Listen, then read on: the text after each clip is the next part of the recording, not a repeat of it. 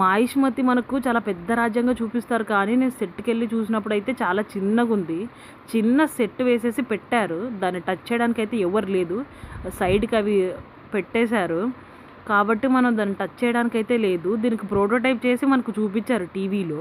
కానీ climax scene అయితే ఆ సెట్ అయితే చాలా పెద్దగా వేశారు. చాలా పెద్దగుంటది ఆ సెట్ అయితే. పెద్ద పెద్ద గుర్రాలు, సింహాలు, చైర్లు అవన్నీ అయితే రియలిస్టిక్‌గానే ఉన్నాయి. నేనైతే దున్నపోతుతో ఫోటో దిగాను. అది చాలా ఫన్నీగా ఉంది. అదైతే రియల్ అనమాట. ఇనుముతో చేశారు. చాలా స్ట్రాంగ్‌గా ఉందది. బ్యాక్ సైడ్ మీరు చూసుకోవచ్చు ఆ గుర్రాలు. నేను దేవసేనతో కూడా ఫోటో దిగాను. చాలా ఫన్నీగా ఉందది. ఎందుకంటే 30 మినిట్స్ వెయిట్ చేశాను. పెద్ద క్యూయే ఉంది.